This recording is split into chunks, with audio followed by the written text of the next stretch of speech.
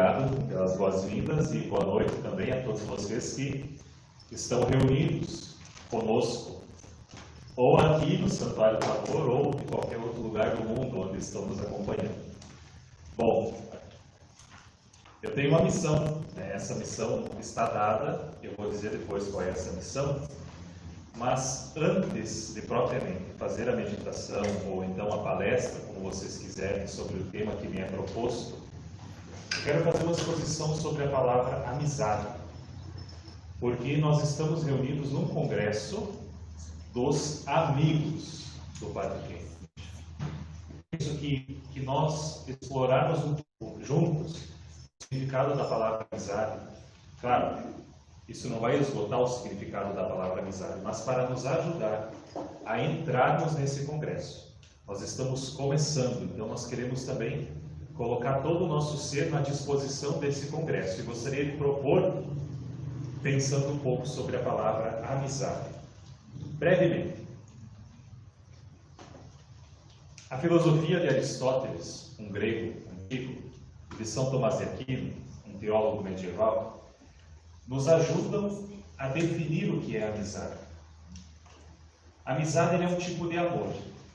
Ele é um amor, é algo querido por Deus, é algo bom. Agora, existem 3 tipos de amor de amizade.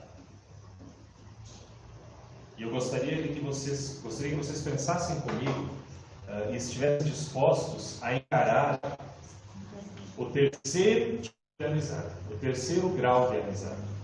Tem um primeiro bem-querer entre as pessoas, que ele é superficial. Eu gosto daquela pessoa porque ela é uma pessoa bonita, porque ela é uma pessoa agradável, ela conta piada. Esse é o primeiro grau da amizade.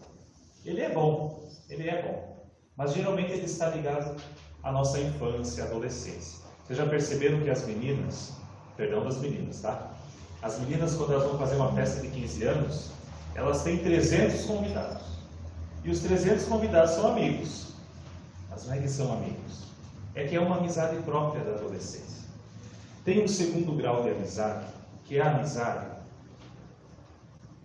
da utilidade. Veja, é um bem-querer que eu quero cultivar em razão da utilidade que aquela pessoa tem para a minha vida. É uma amizade meio de interesse, né? Quase não é bem amizade. Mas é um segundo grau do bem-querer das pessoas. Agora, tem o terceiro grau. Terceiro grau da amizade. É quando 2 pessoas se unem por causa da virtude. Existe um bem-querer entre essas pessoas em razão de algo maior. E creio que seja essa a razão de nós estarmos reunidos num congresso dos amigos do Padre Kennedy. Porque a nossa amizade com o Pai se dá em razão de algo muito maior. Muito maior. É um amor em comum que nós temos. É uma aliança em comum que nós queremos viver. O congresso dos amigos do Padre Kennedy. O que o Padre Kennedy queria? Isso deveria ser aquilo que eu também quero. Porque existe uma outra definição de amizade, que é assim. Amigo, eu só posso chamar uma pessoa de amigo quando ela ama as mesmas coisas que eu, mas odeia as mesmas coisas que eu. Esse é aquele amigo de carne e coração. Essa pequena exposição, a maioria de vocês já vai online, com os representantes aqui dentro do santuário. Mas a providência assim fez, e que bom que nós podemos estar reunidos. Bom, o ser humano, ele é complexo. Nós não precisamos de grandes esforços para perceber essa verdade, da complexidade humana. Diante dessa complexidade, poderíamos nos colocar a seguinte questão. Quero que vocês pensem também essa questão. O que é o homem? O que é o ser humano? Homem no sentido de ser humano. O que é o ser humano? Bom, essa pergunta, ela vai ser respondida. Não hoje, não no nosso os filósofos, teólogos, antropólogos, o que é o homem. Mas eu quero sim falar, e começo fazendo essa meditação, falando sobre um ser humano em particular, sobre o padre José Kentenich, de modo mais especial sobre a sua missão. E nesse sentido, ainda que nós não falemos sobre o que é o ser humano, eu quero que vocês pensem quem é o padre Kentenich, mas especialmente a partir da sua missão. Nós poderíamos nos perguntar ainda se é possível separar uma pessoa da sua missão. Será que isso é possível? Então, eu tenho como tarefa, e essa é a missão que eu havia dito no início, a minha tarefa é essa, é conversar com vocês alguns aspectos da missão do padre José Kentenich. E com certeza, ao compreendermos ainda que minimamente a sua missão, compreenderemos também algo da sua pessoa. E talvez não algo, talvez compreenderemos tudo da sua pessoa, conhecendo a missão de nosso Pai. Em outras palavras, conhecer a missão do padre Kentenich nos permite conhecer sua pessoa, sua essência. Prestem atenção nessa palavra. E para falar da missão do padre José Kentenich, necessariamente temos que falar de Schanstatt, porque é em Schanstatt que vemos mais claramente a realização de sua missão. Todavia, sigamos em partes. Primeiramente, olhemos para a época do padre Kentenich. Sua mensagem e sua missão, elas surgem dentro de um contexto político, social e eclesial próprios. A sua mensagem surge dentro de um contexto próprio, que nós podemos mapear brevemente do seguinte modo. Primeiro, politicamente, sabia-se da instabilidade da Europa, em razão dos conflitos do século XIX. Então, havia acontecido a unificação alemã e italiana, e essa instabilidade, as coisas não estavam bem assentadas ainda, era tão forte que o Papa Pio X, ele havia previsto que aconteceria uma grande guerra. Tamanha era a instabilidade do tempo. Economicamente, nós sabemos que no início do século XX, final do século XIX, o Império Britânico, ele era ainda a grande potência, com um grande número de colônias, mas surgia um novo parque industrial, os Estados Unidos. Havia também uma instabilidade filosófica, por duas coisas. O racionalismo, que invadia todo o pensamento europeu ocidental, rachando o ser humano, fazendo com que nós víssemos o ser humano em partes, e de outro modo também o marxismo, filosofia marxista, que também quebrava o ser humano olhando por outro aspecto. Vejam, havia uma tensão também filosófica. Socialmente, muitas realidades agitam o mundo, mas eu quero dar destaque também para algumas coisas. Primeiro, rompimento. Esse contexto que eu fui desenhando aqui, ele gerou algumas coisas. Primeiro, rompimento de relações interpessoais. O ser humano, enquanto ser humano, acaba perdendo seu valor. Esse é um aspecto. Segundo, um vazio interior, em razão de um desenvolvimento tecnológico. Não é que o desenvolvimento tecnológico é ruim, não é isso. O problema é quando ele está com o ser humano quebrado. Outra coisa, uma preocupação excessiva com o mundo fora e pouca preocupação com o mundo dentro. Mais uma coisa, a despersonalização do homem.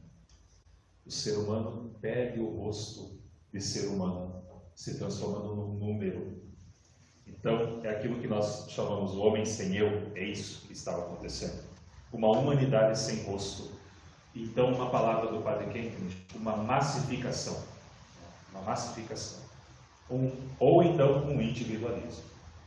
E essa massificação irrompia também na igreja. Ou seja, Não é que a igreja era um bloco separado de tudo que acontecia no mundo. As pessoas estavam sujeitas a isto que acontecia no mundo, também dentro da igreja.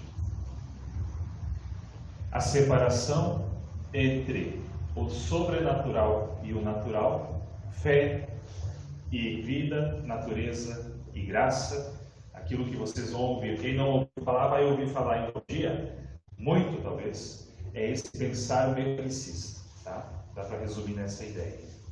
E dentro da igreja, essa missionaridade frágil.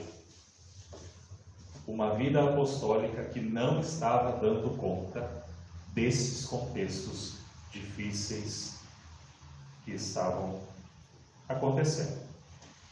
Os primeiros congregados de Shansta sofriam também as consequências das desagregações que estavam acontecendo. O tempo exigia um novo olhar para a educação. As antigas respostas e métodos já não davam conta das revoluções interiores dos meninos, aqueles primeiros congregados que se reuniram em torno do Padre Kentenich, lá em Shansta, na Alemanha. E foi nesse contexto, por isso que o contexto é importante, foi nesse contexto que Deus, em sua providência e através de sua e nossa mãe, suscitou o Padre José Kentenich. E no seminário, em Shansta, os seminaristas encontram na figura Padre José Kentenich o educador, que os apresentaria à educadora, a mãe. Vejam a importância daquela compreensão de amizade que nós estávamos falando no início. Congresso dos Amigos do Padre Kentenich. Porque hoje, de algum modo, através desse congresso, em que nós estamos fazendo memória da passagem do Pai para o Eterno, nós, de algum modo, estamos como aqueles jovens congregados. Por quê? Porque eles encontraram no Padre Kentenich um coração amigo. E hoje nós estamos nos fazendo corações amigos para aprender mais da pessoa do Padre e da sua missão. Veja, para cada desafio do tempo, o Senhor suscita uma resposta criativa. E ouço dizer que o coração do Padre Kentenich foi uma resposta criativa de Deus para um tempo de desafios. Num documento que chamamos de documento da pré-fundação de Shansta, encontramos muito do que expressa a missão do Padre Kentenich, que surge como pai e fundador, pai e educador. Agora, aqui nós encontramos algo que identifica o Padre Kentenich como pai e fundador. Então, eu quero trazer elementos desse documento. E não outro, em razão de ser uma fonte preciosa para conhecermos a missão do Padre Kentenich.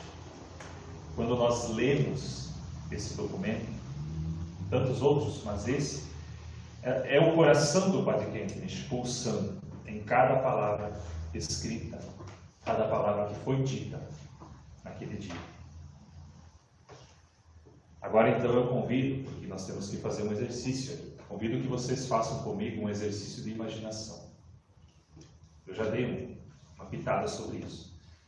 Que vocês se coloquem como os primeiros que seguiram a inspiração de Padre Kentenich. Os primeiros que tomaram contato com suas ideias, com sua missão.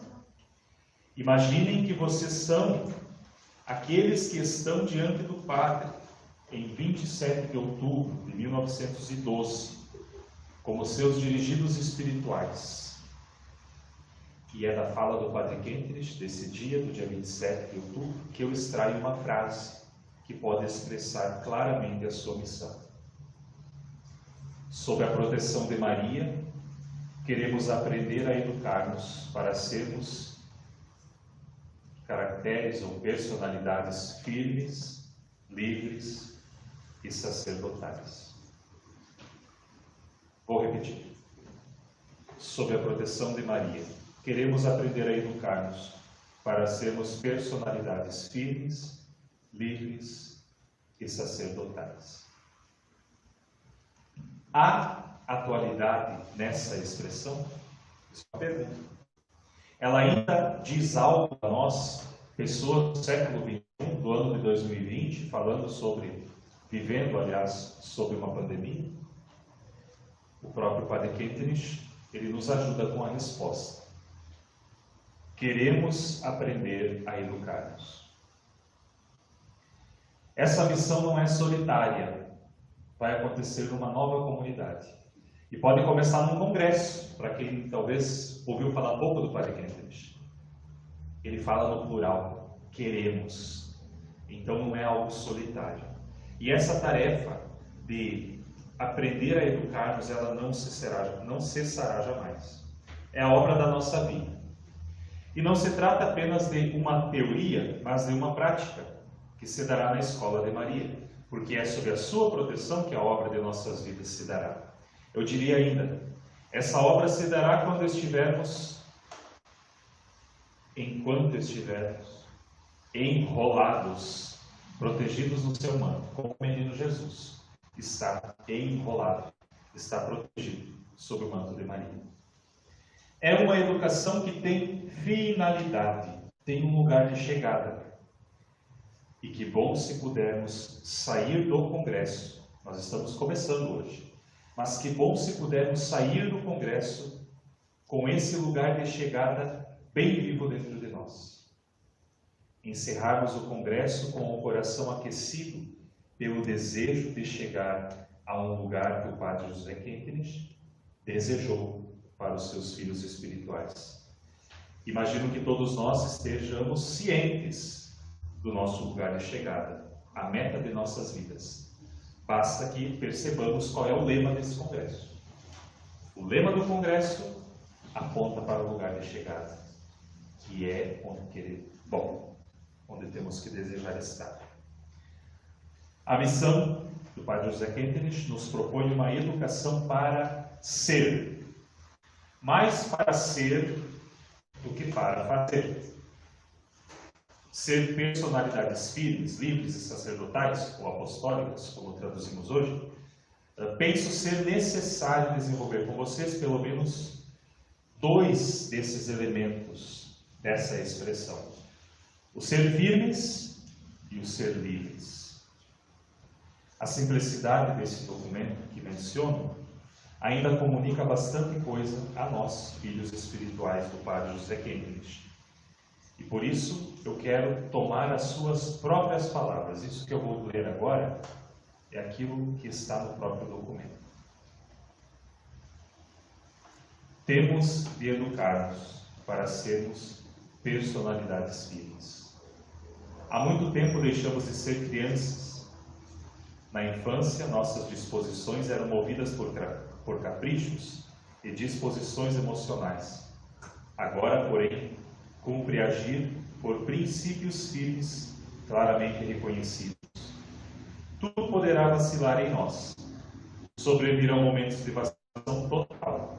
Em tais ocasiões, os exercícios religiosos não mais nos auxiliarão.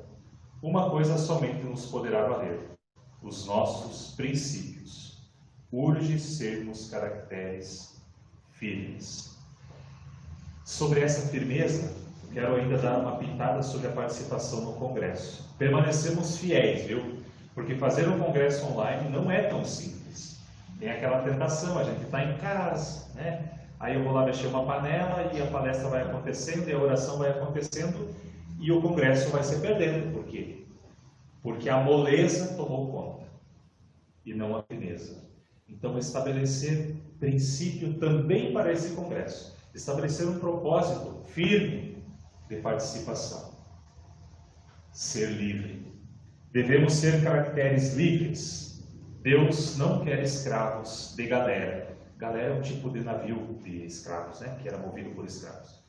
Mas remadores voluntários. E aqui, mais uma vez, eu proponho que nesse congresso sejamos remadores voluntários, com propósitos firmes, de participação, mas livres, como remadores voluntários.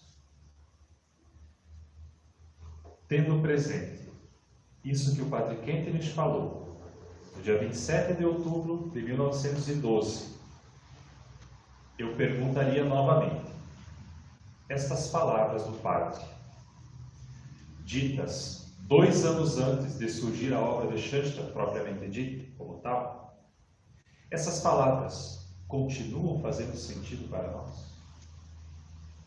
Elas têm alguma coisa a nos comunicar? Basta que olhemos ao nosso redor, até mesmo para dentro de nossos lares, e veremos os reflexos de uma cultura sem Deus, de uma cultura sem a Mãe de Deus. E com certeza, não é o que vocês que estão participando do congresso querem, não é isso que vocês querem. Pelo contrário, nós queremos uma cultura mariana, uma cultura em que Deus seja o centro. Então, conhecer a missão do Padre José Quenquenich poderá nos ajudar a perceber que sua palavra continua viva, porque é atual, e que nós podemos ser bons colaboradores na sua missão, na medida que nos tornarmos instrumentos nas mãos da Mãe de Deus. Porque a missão do Padre Quenquenich, se vocês bem perceberam, é a mesma missão da Mãe de Deus.